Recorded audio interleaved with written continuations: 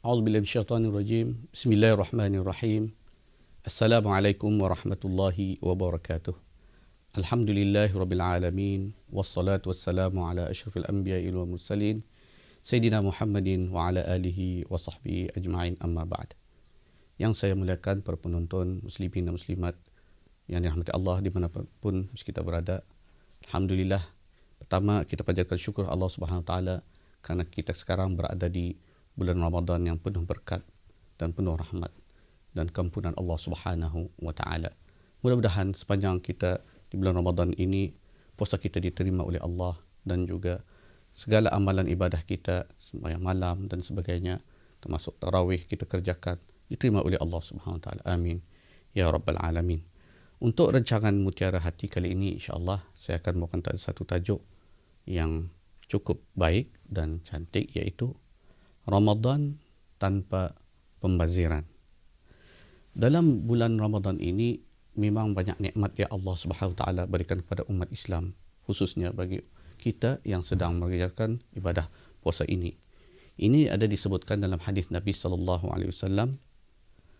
Nabi sallallahu alaihi wasallam melalui firman Allah Subhanahu Wa Taala, lis-shaim farhatan, farhatun 'inda fitrihi wa farhatun 'inda liqa'i rabbih. Bagi orang yang berpuasa ini ada dua kebahagiaan, ada dua kenikmatan, ada dua kegembiraan. Yang pertama ialah kegembiraan, kebahagiaan ketika berbuka puasa.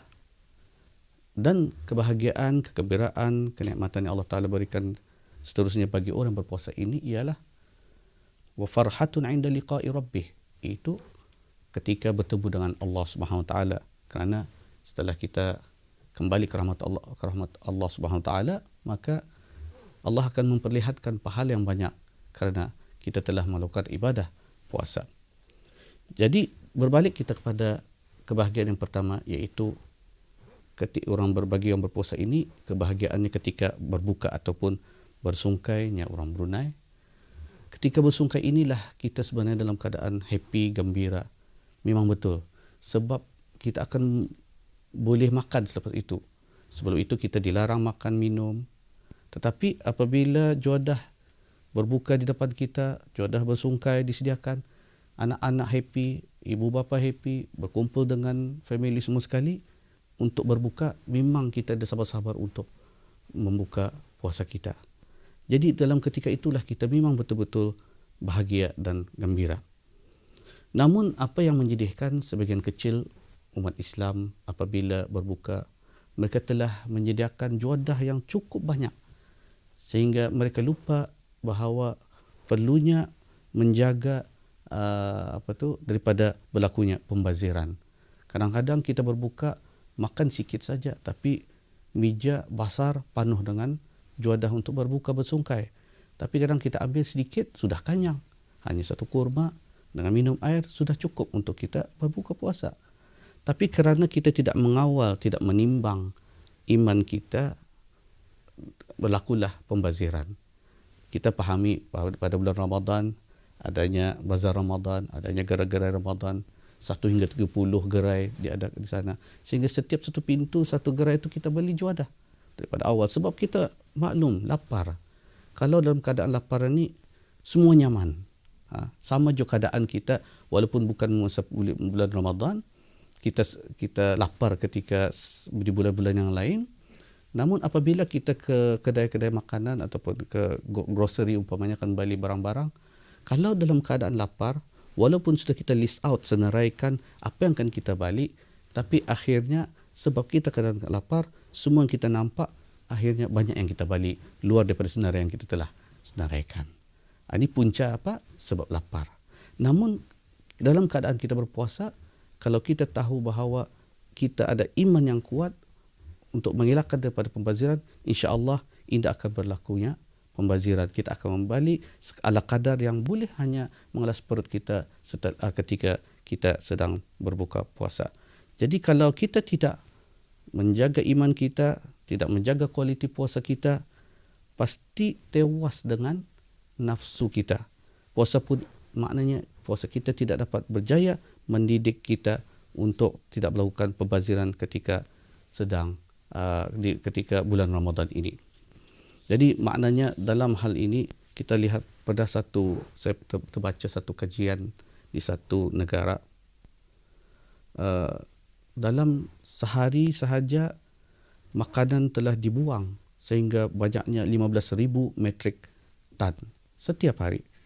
Daripada 15,000 metrik tan itu, 3,000 metrik tan terdiri pada makanan yang masih boleh dimakan. Kan sayang membazir.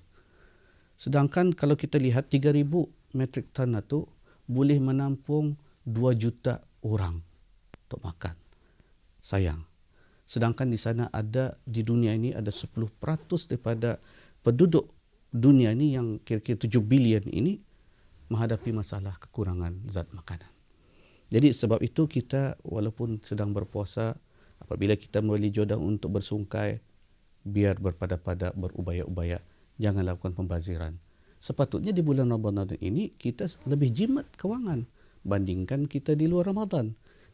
Karena di luar Ramadan kita makan breakfast, kita lagi kerang sebelum lunch kita lagi ada makan pukul 10. Kemudian lepas lunch kita makan, petang kita ada makan high tea lagi, lepas tu ada dinner, lepas tu supper lagi, sebelum tidur pun makan lagi. Itu di luar Ramadan. Namun di luar Ramadan kita hanya rasa-rasa 2 kali kita makan. Sahur, sungkai. 2 kali. Sepatutnya dari segi perbelanjaan kita berkurangan. Namun kerana kita tidak mengawal iman kita, kita tidak menjaga iman kita dan tidak mengawal nafsu kita, akhirnya kita terlebih berbelanja dalam hanya semata-mata untuk bersungkai. Jadi itu perkara mungkin berlaku ketika bulan Ramadan. Mudah-mudahan kita terhindar daripadanya. Namun perkara kedua lagi yang ingin saya sentuh di sini ialah pembaziran kerana persiapan untuk berhari raya. Kita tahu 30 Ramadan kita berpuasa ataupun 29 Ramadan kita berpuasa, tertakluk pada menampak anak bulan terindah.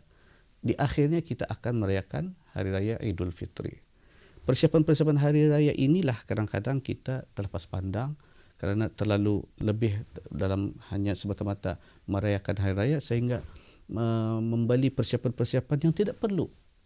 Tidak perlu. Umpamanya kita sudah ada meja kerusi yang baik masih, kita ada langsir yang masih baik, ada tempat pegang bangkok yang masih baik. Tapi kenapa setiap tahun perlu ada yang baru untuk semata-mata menyambut hari raya? Sedangkan ada lagi barang-barang yang masih boleh digunakan untuk kita menyambut hari raya. Sebab itulah dalam kita berbelanja ini lihat keperluan. Jangan ikut kemahuan dan lihat kepada kemampuan kita. Itu penting. 3K ni ya. Keperluan, penting lihat kepada keperluan, jangan luan layan kemahuan sahaja dan lihat kemampuan kita yang ada. Kemudian untuk menjadi ibadur rahman, hamba-hamba yang Allah Taala kasihi ini, sebenarnya dalam surah Al-Furqan ayat 67 Allah Subhanahu wa taala berfirman, a'udzubillahi minasyaitonir rajim, walladzina idza anfaqu lam yusrifu wa la yaqturu wa kana baina dzalika qawama.